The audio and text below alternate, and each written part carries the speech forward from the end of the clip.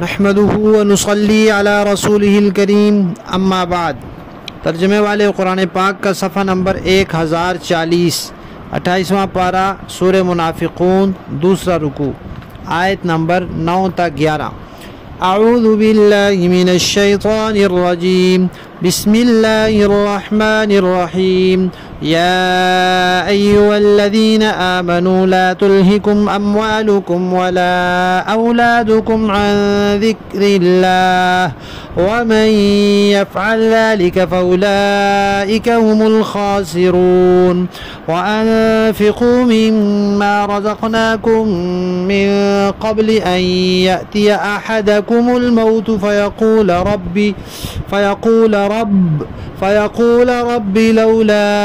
أخرتني إلى أجل قريب فأصدق وأكن من الصالحين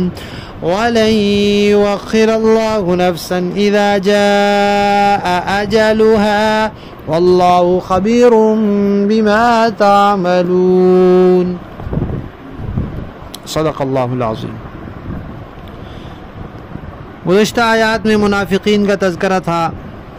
وہ تو عقیدے کے منافق تھے، دل سے کلمہ پڑھا ہی نہیں تھا، زبان سے صرف اظہار کیا تھا دنیاوی مفاد حاصل کرنے کی خاطر۔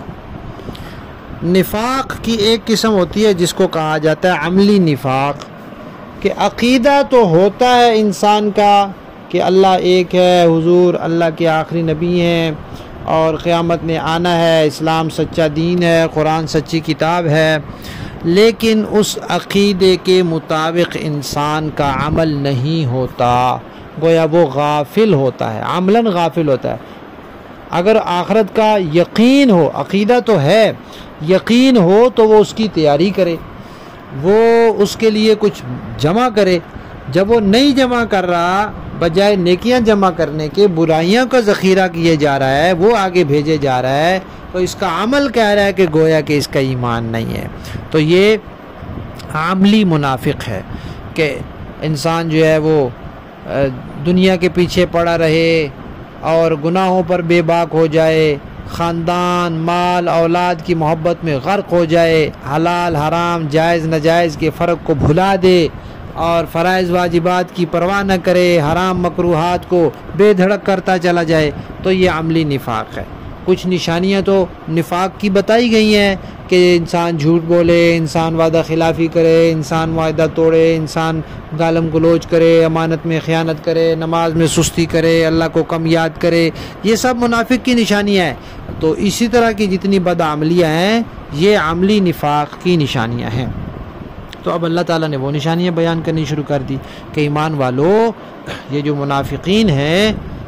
یہ تو اللہ کی راہ میں مال خرچ نہیں کرتے تھے، یہ تو اللہ کو یاد نہیں کرتے تھے۔ تم ایسے نہ ہو جانا، تمہارے مال، تمہاری اولادیں تمہیں اللہ کی یاد سے غافل نہ کر دیں، اللہ کے دین سے غافل نہ کر دیں، اللہ کے احکامات سے غافل نہ کر دیں۔ اگر کوئی ایسا کرے گا تو وہ نقصان والا ہے۔ اصل نقصان والا وہی ہے جو اللہ کے یاد سے، اللہ کے دین سے، احکامات سے غافل ہو گیا۔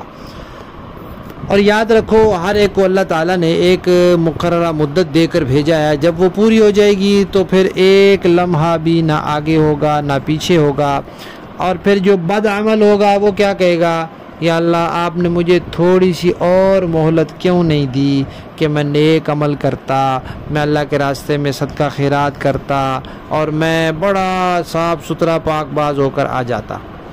تو لیکن یاد رکھو کہ اس وقت ایسا کہنے کا کوئی فائدہ نہیں ہوگا، جو یہاں سے چلا جاتا ہے وہ دوبارہ عمل کے لیے دنیا میں نہیں آتا۔ حضرت ابن عباس رضی اللہ تعالیٰ عنہ فرماتے ہیں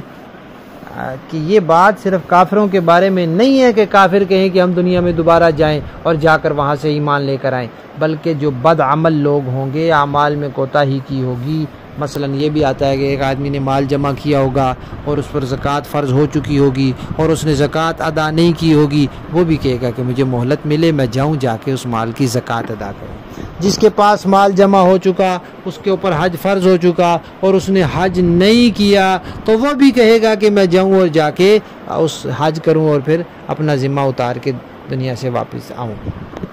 تو لیکن اس کے بعد ایسا نہیں ہوگا، جو دنیا سے چلا گیا بس وہ چلا گیا۔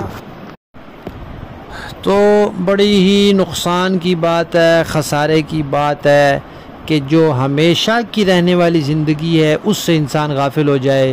اور ان دھندوں میں پڑا رہے جو عارضی ہیں، جو وقتی ہیں، جو تھوڑی دیر کے لیے ہیں، جن کے بارے میں کوئی بھروسہ نہیں۔ کہتے ہیں کہ زندگی کا کوئی بھروسہ نہیں، موت تو برحق ہے۔ تو جو برحق چیز ہے اس کے بعد کے لیے کوئی تیاری نہیں، اور جس کا کوئی بھروسہ نہیں اس کے لیے ساری بھاگ دوڑ اور سارا ساز و سامان، کچھ معلوم نہیں کہ اگلا سانس آتا ہے یا نہیں آتا۔ اس لیے انسان کو چاہیے کہ قرآن پاک جو اسے جھنجھوڑ کر دعوت دے رہا ہے اور ترغیب دے رہا ہے، وہ قرآن پاک کی اس نصیحت سے سبق حاصل کرے اور آخرت کی تیاری کرے۔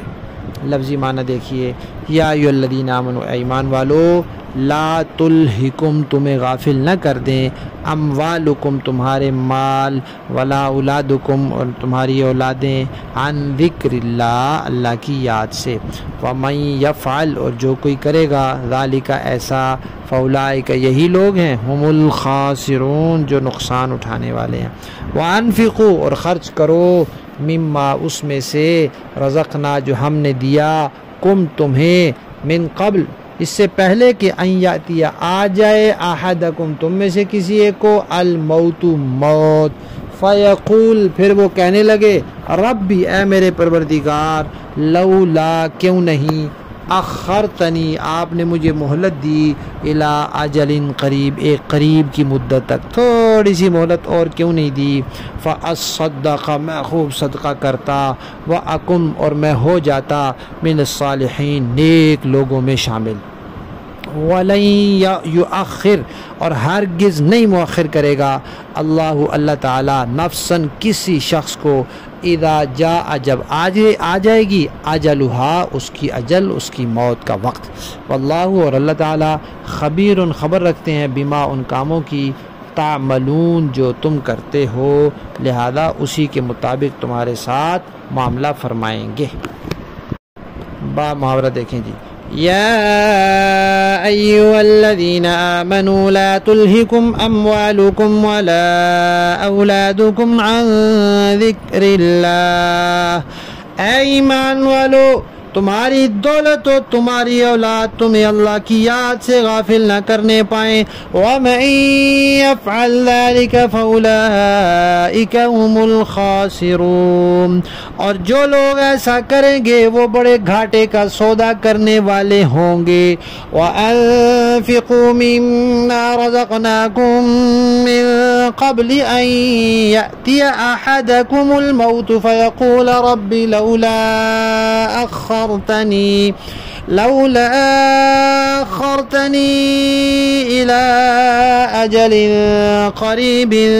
فأصدق وأكن من الصالحين، اور ہم نے تمہیں جو رزق دیا ہے اس میں سے اللہ کے حکم کے مطابق خرچ کر لو، قبل اس کے کہ تم میں سے کسی کے پاس موت آ جائے تو وہ یہ کہے کہ اے میرے پروردگار، تو نے مجھے تھوڑی دیر کے لیے اور مہلت کیوں نہ دے دی کہ میں خوب صدقہ کرتا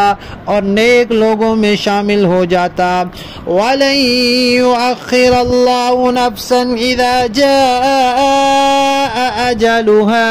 وَاللَّهُ خَبِيرٌ بِمَا تَعْمَلُونَ، اور جب کسی شخص کا معین وقت آ جائے گا تو اللہ اسے ہرگز مہلت نہیں دے گا، اور جو کچھ تم کرتے ہو اللہ اس سے پوری طرح باخبر ہے۔ صدق اللہ العظیم۔